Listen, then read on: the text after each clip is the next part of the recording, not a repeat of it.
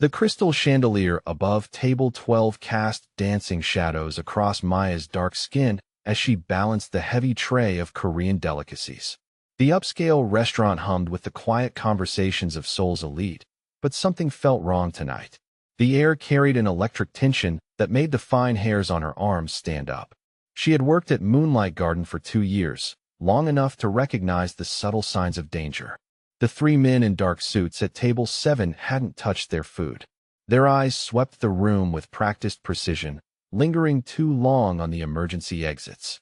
Maya's grandmother always told her to trust her instincts, and right now, every instinct screamed that violence was coming.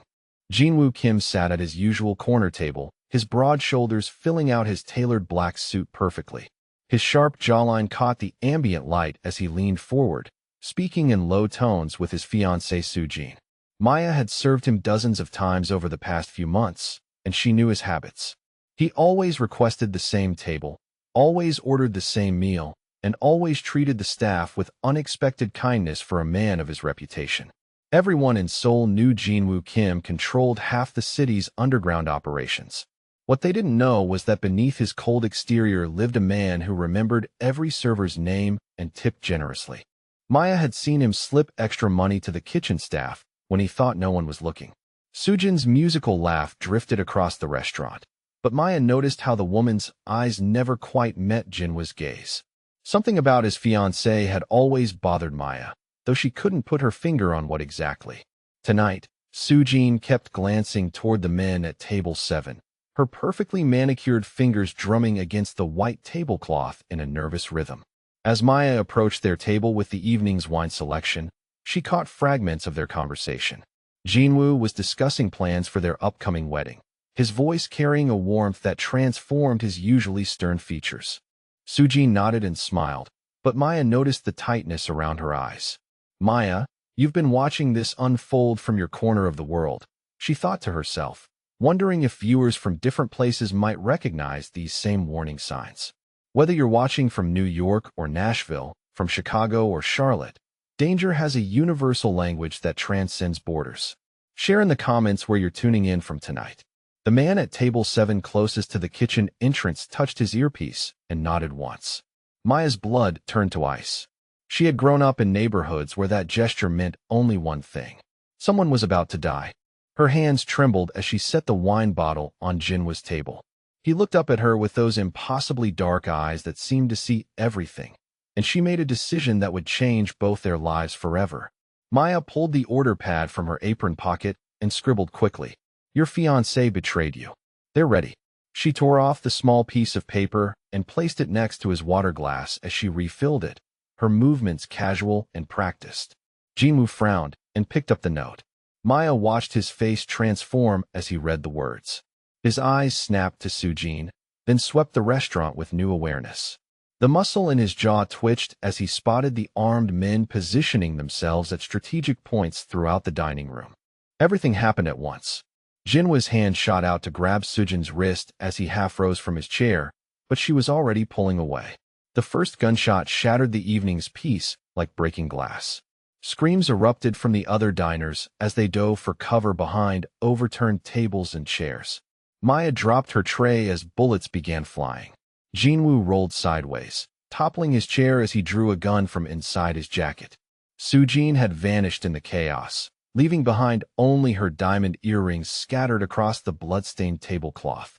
The man from table 7 advanced through the smoke and confusion, his weapon trained on Jinwoo's position. Maya didn't think. She grabbed the heavy wine bottle from the floor and brought it down hard across the gunman's skull. He crumpled to the ground as red wine mixed with his blood on the white marble tiles. Jinwoo caught her arm and pulled her toward the kitchen. "Move," he shouted over the gunfire. Maya's legs felt like jelly, but adrenaline carried her forward. They crashed through the swinging doors into the steamy heat of the kitchen, where the staff had already fled through the delivery entrance. More gunshots echoed from the dining room. Jinwoo pressed his back against the stainless steel refrigerator, his chest rising and falling rapidly. Maya crouched beside him, her heart hammering so hard she was sure he could hear it. "You saved my life," he said, his voice rough with something between gratitude and disbelief. "Why would you risk yourself for me?" Maya met his intense gaze and saw past the dangerous reputation to the man underneath. Because everyone deserves a warning when death is coming for them, she replied simply. The sound of approaching footsteps made them both freeze. Jinwoo grabbed her hand and pulled her toward the back exit. They burst into the alley behind the restaurant just as his black sedan screeched around the corner, driven by one of his men. As they dove into the back seat and the car peeled away into the Seoul night, Maya realized her life as she knew it was over. She had chosen a side in a war she barely understood, and there would be no going back. Jinwoo's warm hand still gripped hers as they disappeared into the darkness, leaving behind the shattered remains of what should have been just another quiet evening at work. The city lights blurred past the windows like fallen stars, and Maya wondered what she had gotten herself into. All she knew was that the man beside her owed his life to her quick thinking, and something told her that debt would bind them together in ways neither of them could yet imagine. 3 months earlier, Maya Williams had stood in the employee break room of Moonlight Garden, smoothing down her black server's uniform and checking her reflection in the cracked mirror. At 26, she carried herself with quiet dignity despite the exhaustion that lived permanently in her dark brown eyes.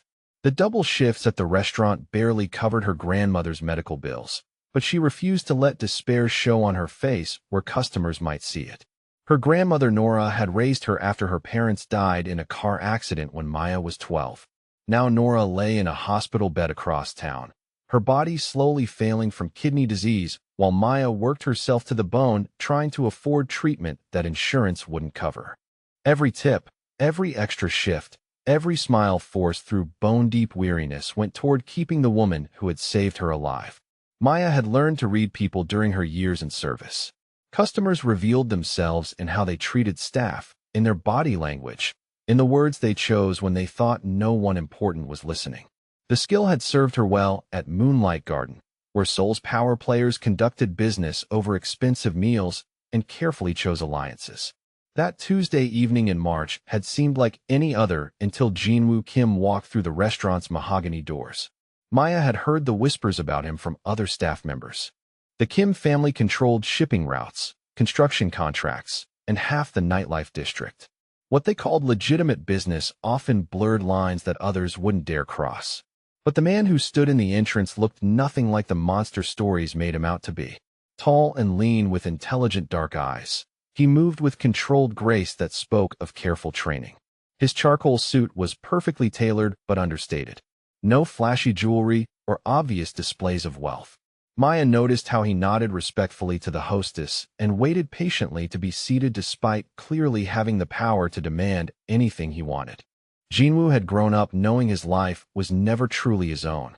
At 31, he had spent 15 years learning every aspect of the family operations from his father.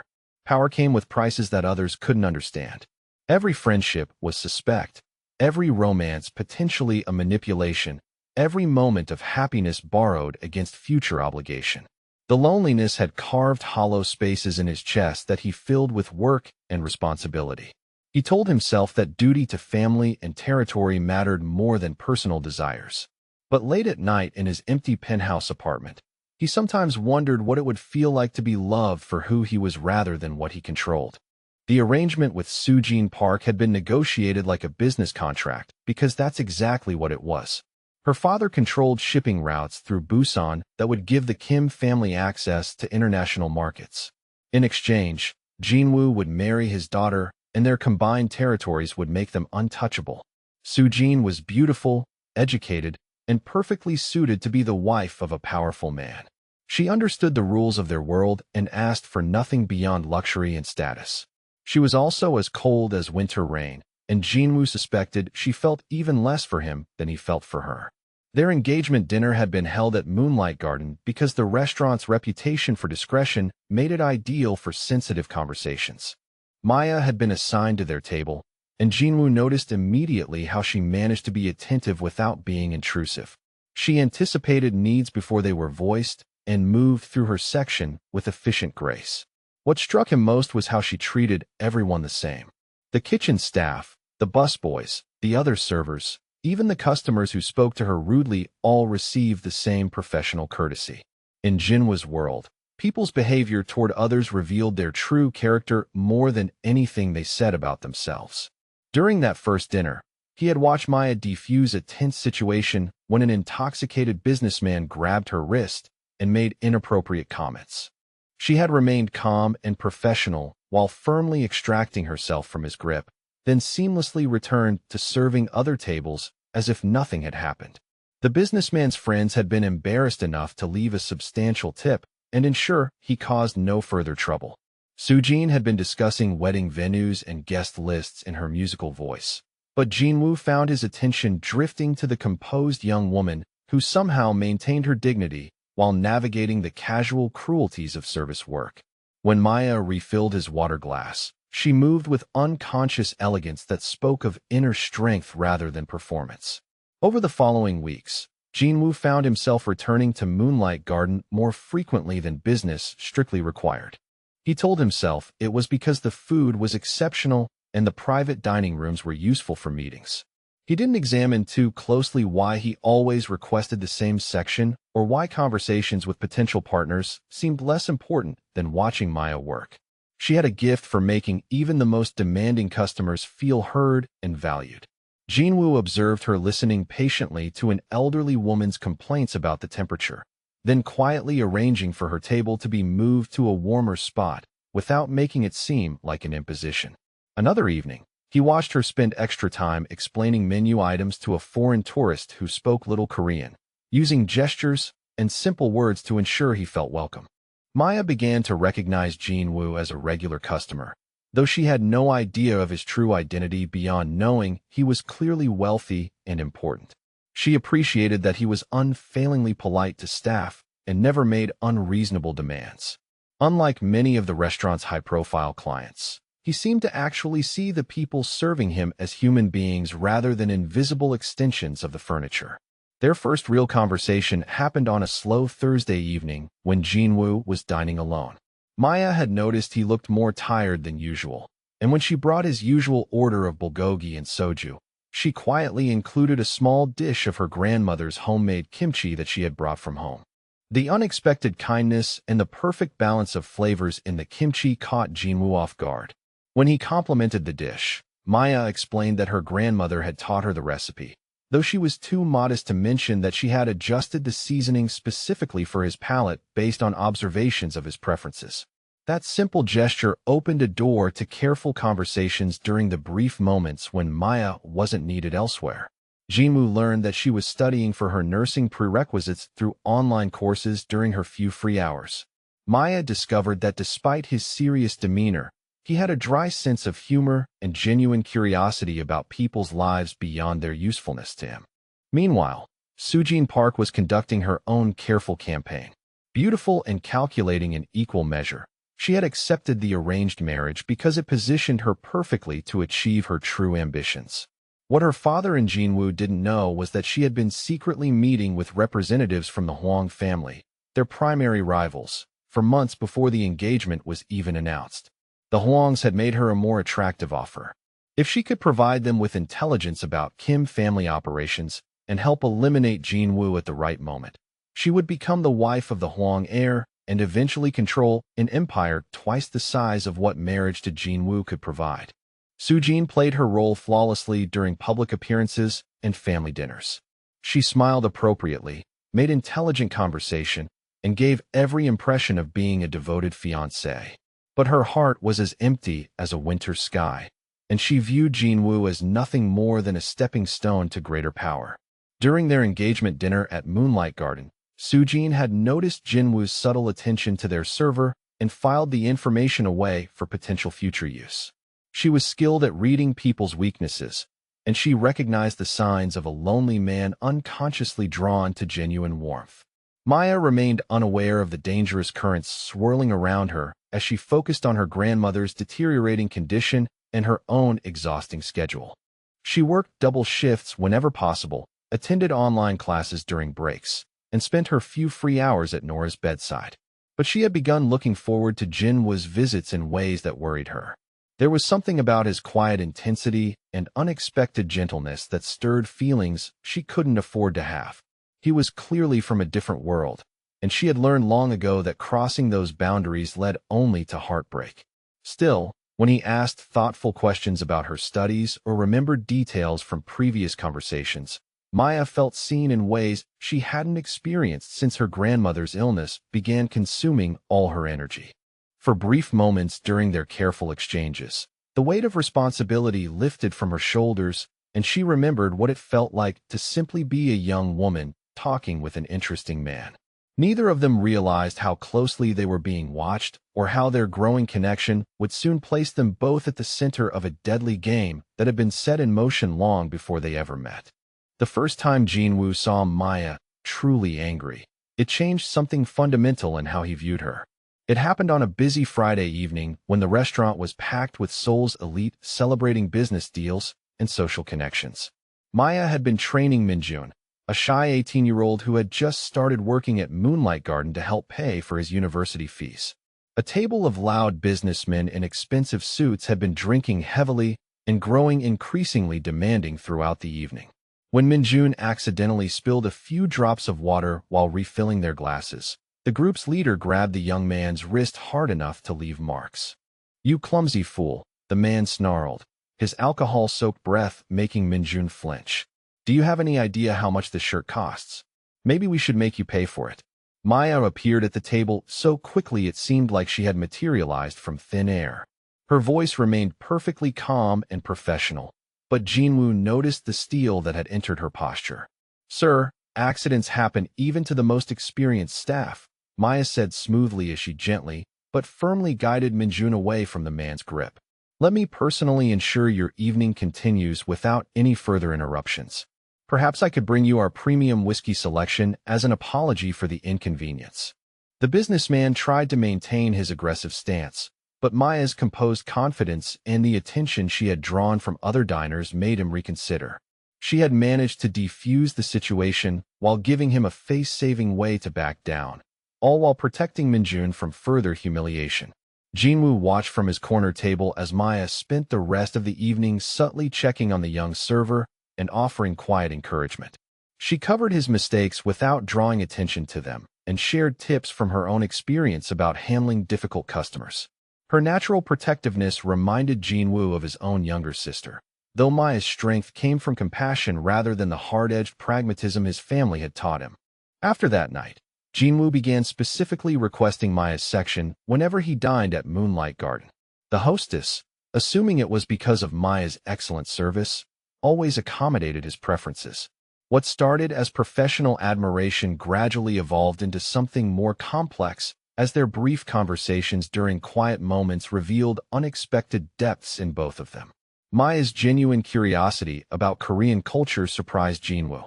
Unlike most foreigners he encountered who either fetishized or dismissed his heritage, she asked thoughtful questions about traditions and customs. She wanted to understand the significance behind formal tea ceremonies and the meaning of different honorific expressions rather than simply learning phrases to impress Korean customers. During one particularly slow Tuesday evening, Maya had asked about the small jade pendant Jinwoo always wore. He explained that it had belonged to his grandmother, who had raised him while his parents built the family business. His grandmother had been the only person who ever saw him as simply Jinwoo rather than the heir to power and responsibility. "She used to tell me stories about the old Korea," Jinwoo said, his usual reserve softening as he spoke. "Before the wars and modernization changed everything. She believed that strength without wisdom was just destruction waiting to happen." Maya listened with the same focused attention she gave to customers' orders, but Jinwoo could see that she understood the weight behind his words. She didn't offer empty platitudes or try to minimize his struggles with expectations and duty. Instead, she shared a memory of her own grandmother teaching her that real power came from lifting others up rather than holding them down. These conversations happened in stolen moments between Maya's other responsibilities, but they created an unexpected intimacy that neither of them had experienced before.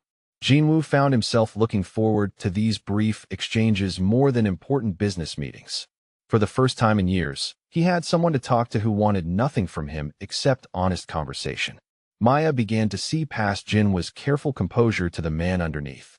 She noticed how he never raised his voice even when frustrated, how he remembered personal details about people others would consider beneath their notice, and how he carried himself with the weight of someone who had never been allowed to simply exist without purpose. Their growing connection didn't go unnoticed. Sujin had accompanied Jinwoo to dinner at Moonlight Gardens several times and observed his subtle attention to their server with calculating eyes. She was skilled at reading people's desires and weaknesses, and she recognized the signs of a man unconsciously drawn to someone who represented everything his arranged life lacked. During one of these dinners, Sujin had tested her suspicions by being deliberately dismissive toward Maya. She had criticized the temperature of her soup and implied that the service was substandard compared to other establishments. Jinwoo's immediate but carefully controlled defense of Maya confirmed what Sujin had suspected. "Perhaps we should consider other venues for our future dinners," Sujin had suggested sweetly. "I'm sure there are restaurants with more attentive staff."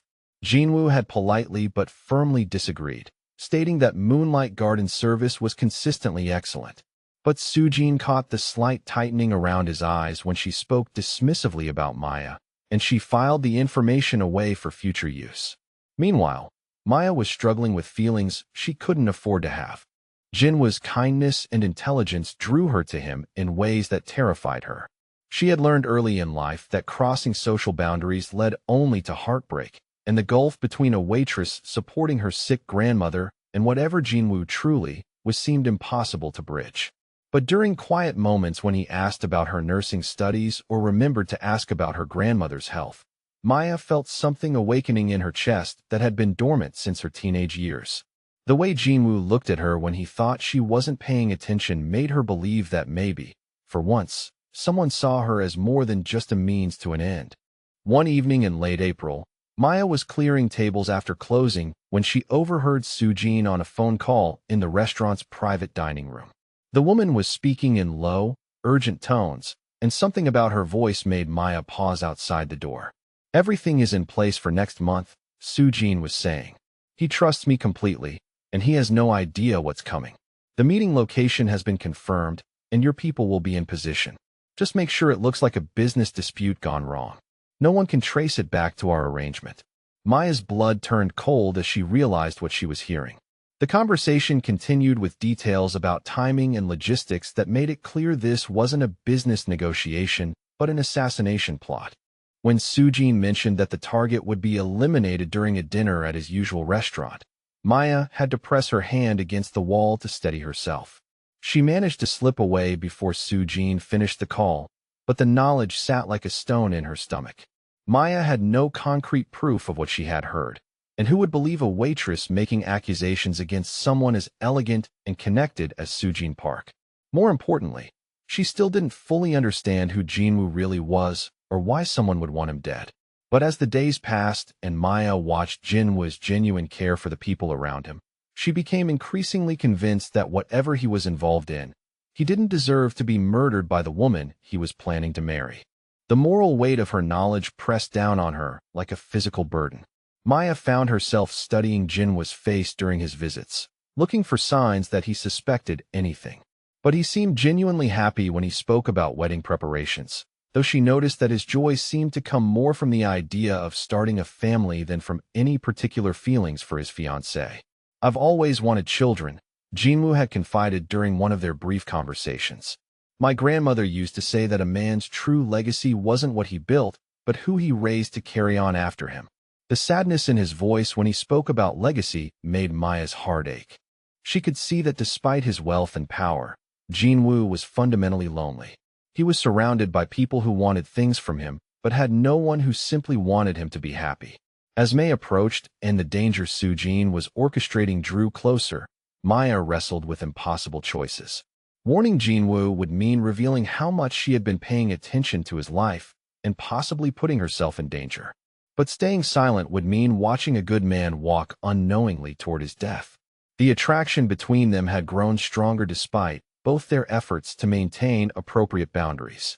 Maya caught Jinwoo watching her with an intensity that made her skin feel warm, and she found herself looking forward to his visits with an anticipation that had nothing to do with the generous tips he always left.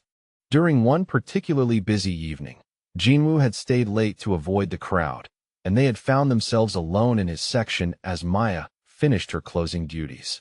The conversation had turned to dreams and aspirations, topics they both usually avoided because they highlighted the impossibility of their situation. "What made you want to be a nurse?" Jinwoo had asked, and Maya found herself sharing more than she had intended about her desire to heal people the way she wished she could heal her grandmother. Jinwoo had listened with the complete attention he gave to important business negotiations, but his focus felt different, personal. When she finished speaking, he had looked at her with something that might have been admiration. "You have a gift for taking care of people," he had said quietly. "The world needs more people like you." The sincerity in his voice had nearly undone her careful composure. For a moment, Maya had imagined what it might be like to have someone like Jinwoo in her life as more than just a customer she served. But reality reasserted itself quickly, reminding her of all the reasons why such thoughts were dangerous. As they said goodnight that evening, their hands had brushed accidentally when Maya reached for his empty glass. The brief contact had sent electricity up her arm, and she saw Jinwoo's eyes widen slightly as he felt it too. Neither of them acknowledged what had happened, but the air between them had changed permanently.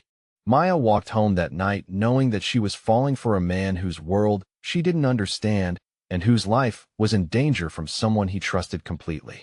The weight of her knowledge and her growing feelings created a pressure in her chest that she wasn't sure she could bear much longer. Time was running out, and Maya realized that soon she would have to choose between her own safety and the life of the man she was beginning to love. Maya's world tilted permanently off its axis the following Tuesday evening when she witnessed something that confirmed her worst fears about the phone call she had overheard. She had been leaving Moonlight Garden through the employee entrance after her shift when she spotted Sujin sitting in a black sedan parked in the alley behind the restaurant. The woman wasn't alone. A tall man in an expensive gray suit had joined her in the back seat, and their conversation appeared intense despite the lowered voices. Maya ducked behind the dumpster, her heart hammering as she recognized the man from photos she had seen in Korean business magazines. Hwang Dong-hyuk was the heir to the Hwang family empire and Jinwoo's primary rival. Maya strained to catch fragments of their conversation through the car's partially open window. Sujin was providing detailed information about Jinwoo's schedule, his security routines, and his business operations. But what made Maya's stomach turn was hearing Sujin describe Jinwoo's personal habits and vulnerabilities with clinical detachment. "He always sits at table 12 when he dines alone," Sujin was saying. "His bodyguard waits outside because he thinks the restaurant is safe territory. He's sentimental about that particular table because it was where his grandmother used to take him for birthday dinners when he was young." Dong-hyuk nodded approvingly as he made notes on his phone.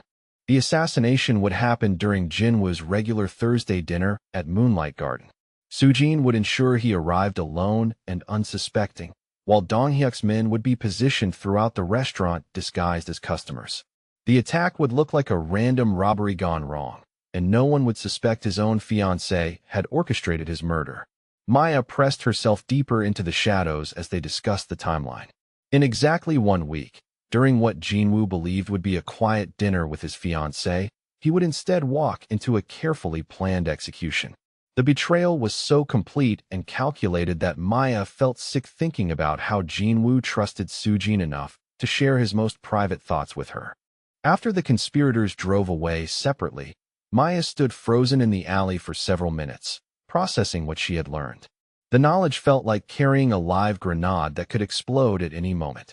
She now understood that Jinwoo wasn't just wealthy and influential, but was apparently important enough that eliminating him would shift the balance of power in Seoul's underground world. The moral weight of her situation pressed down on Maya like a physical burden. Warning Jinwoo would mean admitting she had been eavesdropping and potentially putting herself in the crosshairs of people who killed without hesitation. But remaining silent would make her complicit in the murder of a man who had shown her nothing but kindness and respect. Maya barely slept that night, staring at the ceiling of her small apartment while her grandmother's labored breathing from the next room reminded her of all the reasons she couldn't afford to get involved in dangerous situations. Nora needed her, and taking risks with violent criminals could leave her grandmother without care or support. But when Maya closed her eyes, she saw Jinwoo's rare smile and remembered the gentleness in his voice when he spoke about wanting children and carrying on his grandmother's legacy. The thought of that warmth being extinguished by someone he loved and trusted made her feel physically ill. The next evening, Jinwoo arrived at Moonlight Garden alone for his usual quiet dinner. Maya watched him settle into table 12 and noticed the slight tension in his shoulders that suggested stress. When she approached with his customary order of soju and banchan, she could see shadows under his eyes that spoke of sleepless nights. "Everything all right tonight, Mr. Kim?" Maya asked softly as she arranged the small dishes around his place setting. Jinwoo looked up at her with surprise, as if he had forgotten that she might notice his mood. For a moment, his carefully controlled facade slipped, and Maya saw the exhaustion and uncertainty he usually kept hidden. "Just wedding preparations," he said with a smile that didn't reach his eyes. Apparently, planning to spend your life with someone requires more paperwork than running a business empire. The bitter irony in his voice made Maya's chest tighten. She wanted to tell him that if marriage felt like a burden rather than a joy, perhaps he should reconsider his choices. But she was a waitress, and he was her customer, and such personal advice would cross lines that could cost her the job she desperately needed. Instead, Maya found herself saying something that felt dangerously close to the truth. "Sometimes the people closest to us aren't who we think they are, Mr. Kim. It's important to trust your instincts about people's true intentions." Jinwoo studied her face with the sharp intelligence that had made him successful in a world where reading people incorrectly could be fatal. Maya felt exposed under his intense gaze, as if he could see straight through to her conflicted heart. "You sound like you speak from experience," he said quietly. "Maya's grandmother always taught me to pay attention to what people do rather than what they say," Maya replied carefully. "Actions reveal character in ways that words can hide." Their conversation was interrupted by Sujin's unexpected arrival. Maya hadn't seen her approach, but suddenly the elegant woman was standing beside their table, wearing a perfectly tailored cream-colored dress and a smile that never quite touched her eyes. "Darling, I thought I might join you for dinner," Sujin said as she slipped into the seat across from Jinwoo. "I was shopping nearby and realized how long it's been since we've had a quiet evening together." Maya immediately excused herself to give them privacy, but not before catching the calculating look Sujin directed her way. There was something predatory about the woman's attention that made Maya's skin crawl. She busied herself with other tables while keeping half an eye on their conversation. Jinwoo seemed pleased by Sujin's spontaneous visit, and Maya watched him make an effort to be attentive and romantic. But she also noticed how Sujin steered their conversation toward his business schedule and upcoming meetings. The woman was gathering intelligence even during what appeared to be intimate moments with her fiancé. When Maya returned to refill their water glasses, she caught Sujin asking about Jinwoo's plans for the following Thursday evening. He mentioned looking forward to their quiet dinner at Moonlight Garden, and Maya saw Sujin's eyes glitter with satisfaction. As the evening progressed, Maya became increasingly convinced that she was watching a masterful performance. Sujin played the role of devoted fiancé perfectly, laughing at Jinwoo's subtle humor and touching his hand during conversation. But Maya noticed how the woman's body language remained subtly distant and how her smiles never lasted when she thought no one was watching. Near the end of their meal, Jinwoo excused himself to take an important phone call, leaving Sujin alone at the table. Maya approached to clear some of the finished dishes, hoping to avoid interaction, but Sujin spoke before she could retreat. "You're very observant, aren't you?" the woman said in a voice like silk over steel. "I've noticed how you watch people, especially my fiancé. That could be dangerous for someone in your position." Maya kept her expression neutral despite the threat underlying Sujin's pleasant tone. "I just try to provide good service to all our guests, Mrs. Park. Noticing what people need is part of my job." Sujin leaned back in her chair and studied Maya with the intensity of a predator evaluating potential prey. "Some things are better left unnoticed," she said softly. "People in service positions who see too much sometimes find their lives becoming very complicated very quickly." The threat was unmistakable, but Maya refused to be intimidated. She had grown up in neighborhoods where showing weakness invited violence, and she recognized Sujin's tactics as psychological warfare designed to silence potential witnesses. "I understand completely," Maya replied with forced calm. "Discretion is essential in this business. Our guests trust us to respect their privacy." When Jinwoo returned to the table, both women were wearing pleasant smiles, but the tension between them hummed like a live wire. Maya finished her duties quickly and retreated to the safety of other customers, but she could feel Sujin watching her for the rest of the evening. After they left, Maya found herself shaking with a combination of fear and anger. Sujin's warning had confirmed that she was aware of Maya's growing connection to Jinwoo and viewed her as a potential threat to carefully laid plans. The woman was clearly willing to eliminate obstacles, and Maya realized she had placed herself in serious danger simply by caring about what happened to Jinwoo. That night, Maya sat beside her grandmother's hospital bed and struggled with the impossible weight of her knowledge. Nora had been having a particularly difficult day, but her eyes remained sharp and knowing as she studied her granddaughter's troubled expression. "Baby girl, you've got something heavy sitting on your heart," Nora said in her raspy voice. "I can see it in how you're holding your shoulders. What's got you so twisted up inside?"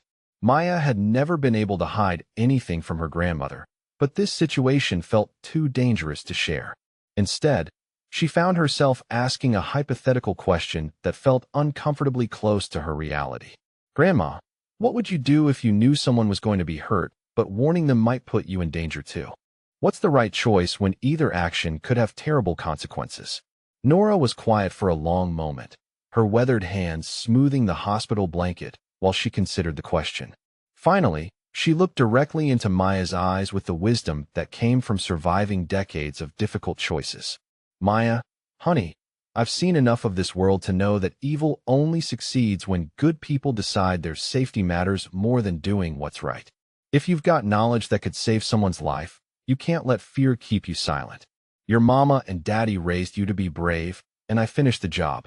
Trust your heart, baby. It's stronger than you know." The next few days passed in a blur of anxiety and internal debate as Maya wrestled with her grandmother's words. She watched Jinwoo during his visits to the restaurant, noting how he seemed more relaxed and happy as his wedding day approached. His obvious trust in Sujin and excitement about their future made Maya's knowledge feel like carrying poison in her veins. On Monday evening, 3 days before the planned assassination, Jinwoo lingered after his meal to speak privately with Maya. The restaurant was nearly empty, and they found themselves alone in his section as she completed her closing duties. "Maya, I wanted to thank you for your kindness over these past months," Jinwoo said quietly. "Your grandmother raised you well. You have a gift for making people feel valued and seen." The unexpected praise and the genuine warmth in his voice nearly broke Maya's resolve to maintain professional distance. She could see that Jinwoo was trying to tell her something important without overstepping appropriate boundaries between them. "Family is everything to me," Jinwoo continued, his voice carrying a vulnerability she had rarely heard before. "I hope that someday I'll be able to give my children the same kind of love and guidance your grandmother gave you." Maya's heart clenched as she realized he was talking about the family he would never have if Sujin's plan succeeded. The future he was imagining would be destroyed in 3 days by the woman he trusted most in the world. "Mr. Kim," Maya said carefully, choosing her words with desperate precision. "Sometimes the people we trust most are the ones capable of hurting us the deepest. Please be careful about who you share your vulnerabilities with." Jinwoo looked at her sharply, clearly hearing the underlying warning in her seemingly general advice. For a moment, Maya thought he might ask her to explain further, but then his phone rang with an urgent business call, and the moment passed. As Maya walked home that night, she knew that time was running out for half measures and careful hints. In 3 days, either Jinwoo would die because she chose her safety over his life, or she would find the courage to save him and face whatever consequences followed. The weight of that decision felt heavier than anything she had ever carried before. The moment Jinwoo finished reading Maya's hastily scribbled warning, the careful choreography of violence that Sujin had orchestrated began to unfold with deadly precision. The first gunshot shattered the elegant atmosphere of Moonlight Garden like breaking crystal, sending the wealthy diners diving for cover behind overturned tables and chairs. Maya's world exploded into chaos as bullets began flying across the dining room. The 3 men from Table 7 had revealed themselves as professional killers, their expensive suits concealing an arsenal that turned the upscale restaurant into a war zone. Other patrons screamed and scrambled toward exits that were suddenly blocked by more armed men emerging from strategic positions throughout the restaurant. Jinwoo moved with lethal grace that revealed training Maya had never imagined. He overturned their table with one powerful motion, creating a barrier between them and the advancing gunmen, while simultaneously drawing a sleek black pistol from inside his jacket. His transformation from gentle dinner companion to dangerous predator happened so fast that Maya barely had time to process what she was seeing. "Stay behind me," Jinwoo commanded as bullets splintered the wooden table above their heads. His voice carried an authority that came from years of surviving in a world where hesitation meant death. Maya crouched beside him, her heart hammering so violently she was certain it would give away their position to anyone listening. Sujin had vanished the moment the shooting started, but not before Maya caught a glimpse of her moving toward the kitchen exit with practiced efficiency. The woman's elegant dress and terrified expression were perfectly calculated performance, but her movements betrayed familiarity with emergency procedures that spoke of careful planning rather than panic. A gunman flanked their position while Jinwoo was engaged with attackers from the front. Maya saw the killer raising his weapon to shoot Jinwoo in the back and acted on pure instinct. She grabbed the heavy crystal vase from a nearby table and hurled it with all her strength, catching the man in the temple and sending him crashing into a display case filled with expensive wine. Jinwoo spun around at the sound of breaking glass and saw the unconscious gunman sprawled among the shattered bottles. His eyes met Maya's for a split second, and she saw surprise mixed with something that might have been admiration before another burst of gunfire forced them both to take cover. "We need to move," Jinwoo said grimly as he checked his weapon's ammunition.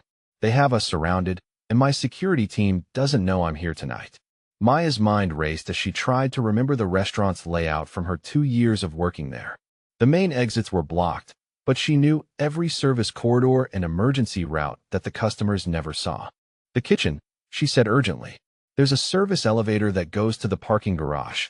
If we can reach it, we might have a chance." Jinwoo nodded and began laying down covering fire to clear a path toward the kitchen doors. Maya stayed low and followed him, her server's training helping her navigate the obstacle course of overturned furniture and broken glass. Behind them, she could hear the systematic destruction of everything she had worked among for years. They burst through the swinging doors into the steamy chaos of the kitchen, where the staff had already fled through various exits. Pots of boiling water still bubbled on abandoned stoves, and the air was thick with smoke from something burning in one of the ovens. The familiar space that had been Maya's second home now felt alien and dangerous. A gunman appeared at the far end of the kitchen, blocking their path to the service elevator. Jinwoo raised his weapon, but Maya was already moving. She grabbed a pot of scalding oil from the stove and hurled it at their attacker, who screamed and stumbled backward as the burning liquid found exposed skin around his collar and wrists. "This way," Maya said as she led Jinwoo through the maze of industrial equipment toward the service corridor.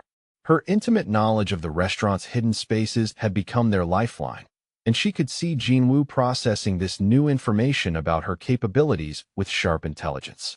The sound of approaching footsteps echoed from multiple directions as Huang's men closed in on their position. Maya's hands shook as she fumbled with the service elevator controls, acutely aware that every second of delay brought their hunters closer to finding them. Jinwoo positioned himself to guard the corridor while Maya worked frantically with the elevator mechanism. His movements were economical and controlled, but she could see the tension in his shoulders that spoke of a man calculating odds that were rapidly turning against them. The elevator doors finally opened just as armed figures appeared at both ends of the service corridor. Maya dove into the car while Jinwoo provided covering fire, but one of the gunman's bullets caught her in the shoulder as the doors began to close. The burning pain sent her stumbling against the elevator wall, blood spreading across her white uniform shirt. Jinwoo caught her as she fell, his face going white when he saw the expanding crimson stain on her shoulder. "You're hit," he said with a tenderness that seemed incongruous given their desperate circumstances. His hands were gentle but efficient as he examined the wound while the elevator descended toward the parking garage. Maya gritted her teeth against the pain and forced herself to stay focused on their survival. "It's not that bad," she said through clenched teeth, though the burning sensation suggested the bullet had done significant damage. We need to keep moving before they realize where we went. The elevator opened into the dimly lit parking garage, where Jinwoo's black sedan waited in its reserved spot. Maya had seen him arrive in the vehicle countless times, but she had never imagined she would be fleeing for her life in its back seat while bleeding from a gunshot wound. Jinwoo helped her into the car before sliding behind the wheel and starting the engine with practiced efficiency. The powerful motor roared to life just as the stairwell door burst open and armed men poured into the garage. Bullets sparked off the sedan's reinforced body as Jinwoo executed a tire-smoking turn and raced toward the exit ramp. Maya pressed her hand against her wounded shoulder and watched Seoul's neon-lit streets blur past the windows as they put distance between themselves and Moonlight Garden. The adrenaline that had carried her through the attack was beginning to fade, leaving behind a throbbing pain that seemed to pulse with every heartbeat. "Where are we going?" she asked weakly as Jinwoo navigated through late-night traffic with the skill of someone who had fled from dangerous situations before. "Somewhere safe," Jinwoo replied grimly. "Somewhere they won't think to look for us while I figure out how deep this betrayal goes." Maya wanted to tell him that she already knew the extent of Sujin's treachery, but exhaustion and shock were making it difficult to form coherent thoughts. She leaned back against the leather seat and tried to process everything that had happened in the space of 15 minutes. 20 minutes later, Jinwoo pulled into the underground garage of a nondescript apartment building in a quiet residential neighborhood. Maya had expected his safe house to be another display of wealth and power, but the modest location suggested careful planning rather than ostentation. Jinwoo helped her out of the car and into a service elevator that carried them to the 8th floor. The apartment beyond the unmarked door was spartanly furnished but comfortable, with large windows that offered a view of the city lights stretching toward the horizon. "Sit down before you fall down," Jinwoo said gently as he guided Maya to a leather couch and disappeared into what appeared to be a well-stocked medical supply closet. When he returned with bandages and antiseptic, his movements carried the confidence of someone who had treated gunshot wounds before. Maya winced as Jinwoo carefully cut away her bloodied shirt to expose the wound in her shoulder. The bullet had passed through the muscle without hitting bone or major blood vessels, but the injury would need professional medical attention that they couldn't safely seek right now. "This might hurt," Jinwoo warned as he began cleaning the wound with antiseptic. His touch was gentle despite the clinical necessity of his actions, and Maya found herself studying his face as he worked. The dangerous predator who had fought their way out of the restaurant had been replaced by the careful, considerate man she had come to know over months of quiet conversations. "Why did you do it?" Jinwoo asked quietly as he applied pressure to stop the bleeding. "You could have stayed out of this entirely. Why risk your life to warn someone like me?" Maya met his eyes and saw confusion mixed with something deeper that made her chest tighten despite the pain in her shoulder. "Someone like you," she repeated softly. "You mean someone who remembers every server's name and tips generously and asks about my grandmother's health. Someone who treats people with kindness regardless of their position in life." Jinwoo's hands stilled as he processed her words. "You don't understand what I am, Maya. What I'm involved in. The things I've had to do to survive in my world. You saved the life of someone who's made choices that would horrify you if you knew the truth." Maya looked at this man who was carefully tending her wounds while wrestling with guilt over secrets she couldn't possibly comprehend. She thought about all their conversations over the past months and the gentleness she had seen him show to people others would ignore. "I don't care what you've done to survive," Maya said firmly. "I care about who you choose to be when you think no one important is watching. You could have ignored every server in that restaurant, but you learned our names. You could have dismissed my questions about Korean culture, but you took time to share your heritage. You could have treated me like furniture, but you saw me as a person worth talking to."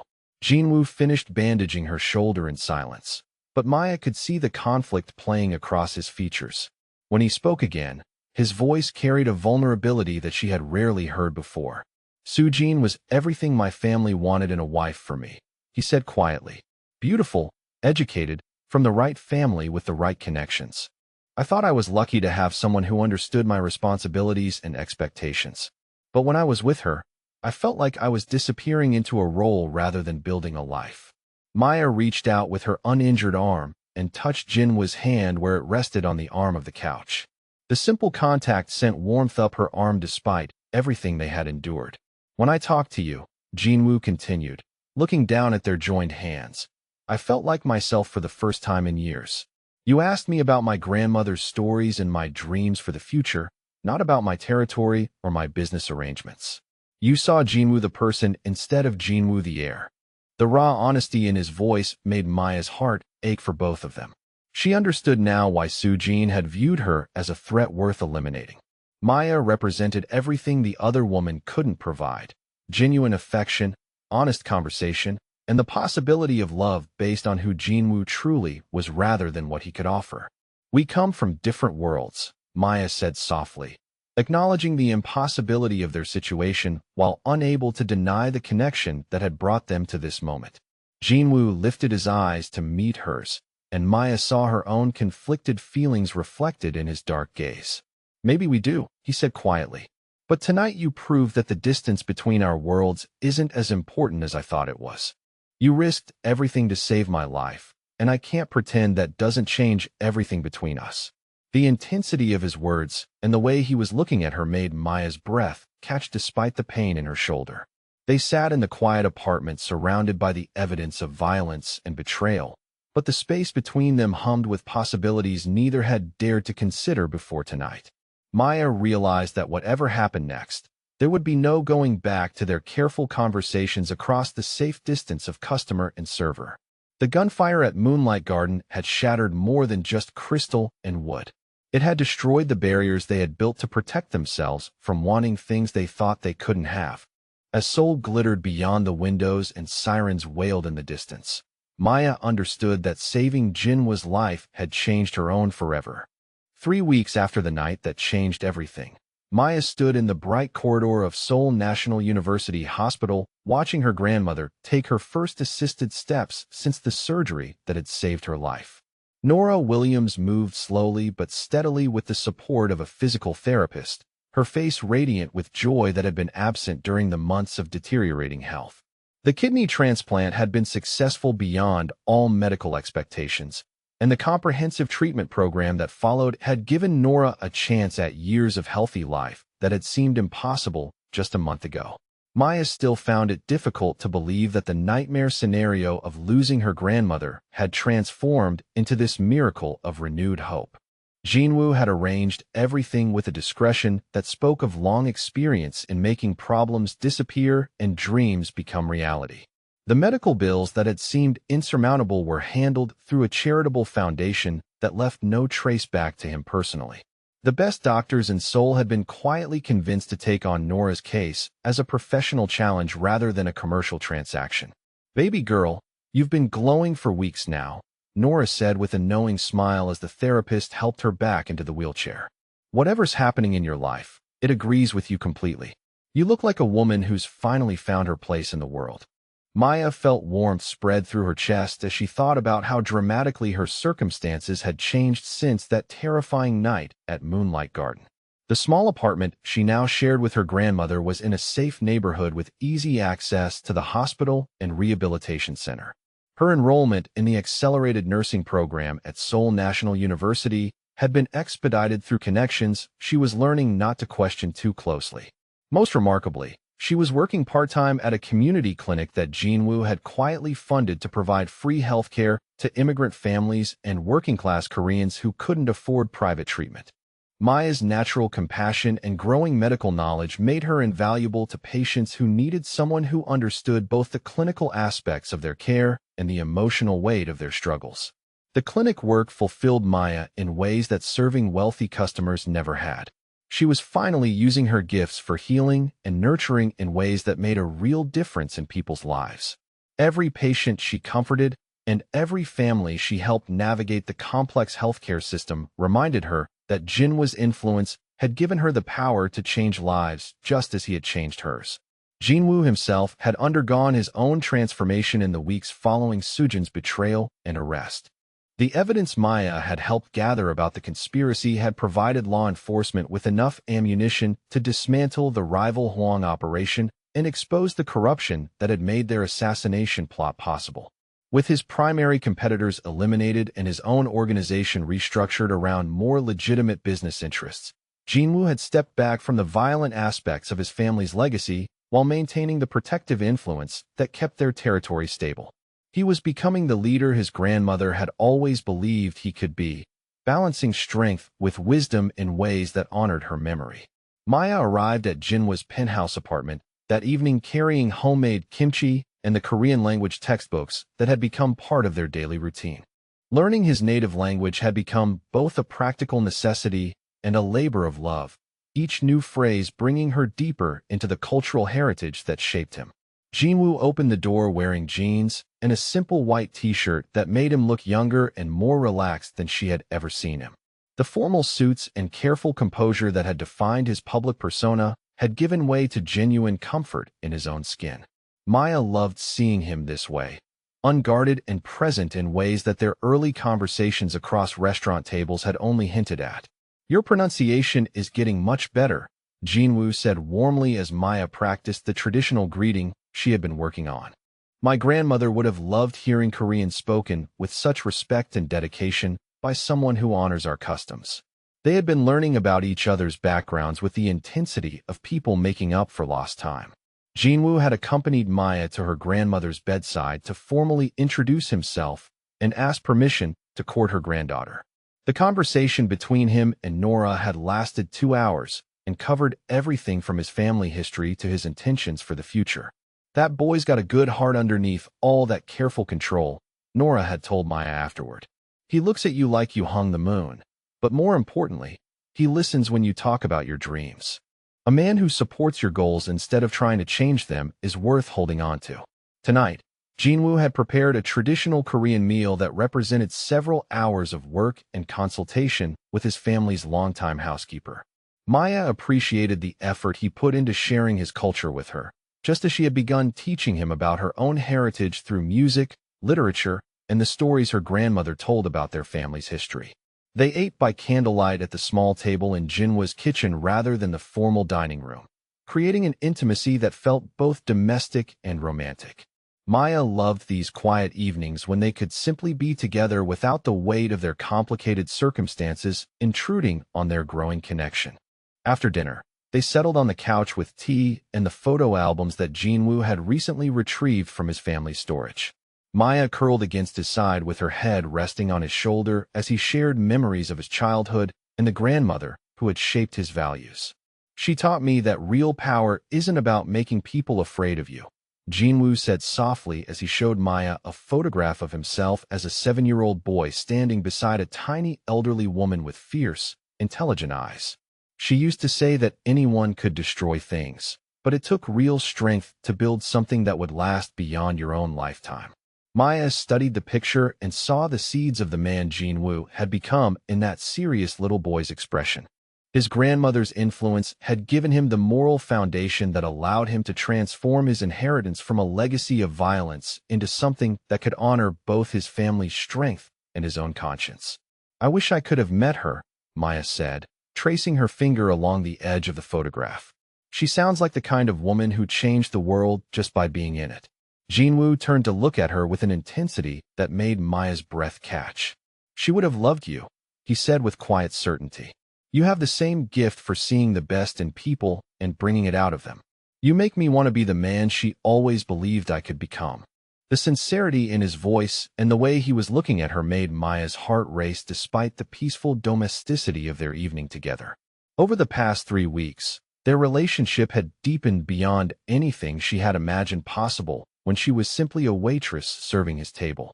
Jinwoo had been patient and respectful as they navigated the transition from customer and server to equals building a life together.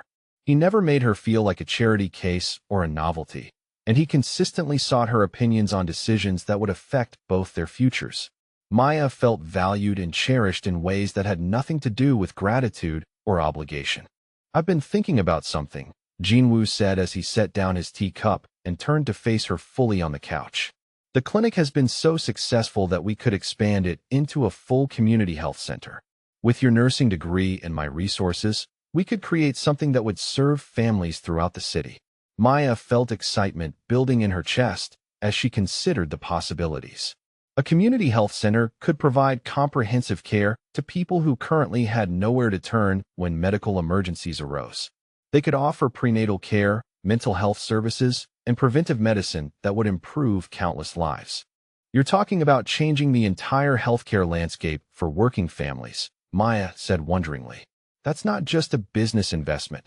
That's a legacy that would honor both our grandmother's values. Jinwoo reached out and took her hands in his thumbs tracing gentle circles across her knuckles. I want to build something with you, Maya. Not just the clinic, but a life that combines our strengths and serves something larger than ourselves. I want to create the kind of love story that gives other people hope that different worlds can come together beautifully. The proposal in his words was unmistakable, and Maya felt tears gathering in her eyes as the magnitude of what he was offering settled over her. This was so much more than romance, or even marriage. Jinwoo was asking her to become his partner in reshaping both their legacies into something that would heal rather than harm. Before Maya could respond, Jinwoo slid off the couch and onto one knee, pulling a small velvet box from his pocket. The ring inside was beautiful in its simplicity, a single diamond surrounded by smaller stones in a setting that managed to be both elegant and understated. Maya Williams, Jinwoo said with a voice that carried all the emotion he usually kept carefully controlled. You saved my life in more ways than you'll ever know. You saw past everything people fear about me to the man I wanted to become. You risked your safety to protect mine, and you've given me the courage to transform my family's legacy into something we can both be proud of. Will you marry me and build this new life together? Maya looked into Jinwoo's eyes and saw her own dreams reflected back at her, magnified and enhanced by his love and support.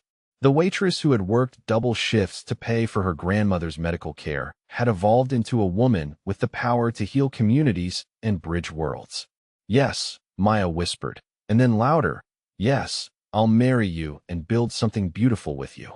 As Jinwoo slipped the ring onto her finger and pulled her down into his arms, Maya realized that their love story had become exactly the kind of inspiring narrative that reminds people that connection can triumph over circumstances and that love really can transform lives in ways that seemed impossible from the outside. 6 months later, Maya walked down the aisle of a small chapel decorated with both Korean and American flowers, her grandmother beaming from the front row beside Jinwoo's father and stepmother. The wedding ceremony blended traditions from both their cultures, creating something new that honored their separate histories while celebrating their shared future. As Jinwoo lifted her veil and spoke his vows in both Korean and English, Maya thought about how their story had begun with a simple warning scribbled on a piece of paper and evolved into a partnership that was already changing lives throughout Seoul. Their community health center was thriving, her nursing career was flourishing, and they had created a love that proved different worlds could not only coexist, but create something more beautiful together than either could achieve alone.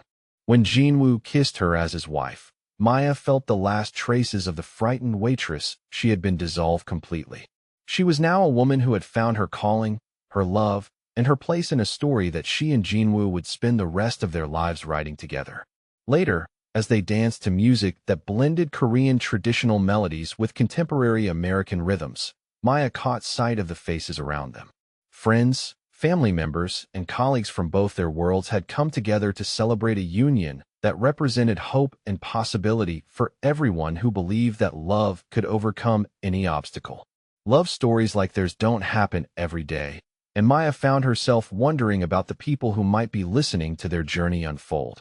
Whether you're dreaming of finding your own impossible love or working to bridge divides in your own life, these moments of connection and transformation remind us that the most beautiful chapters often begin in the most unexpected places. What part of Maya and Jinwoo's story resonates most deeply with your own hopes and dreams? And how do you imagine love might surprise you when you least expect it?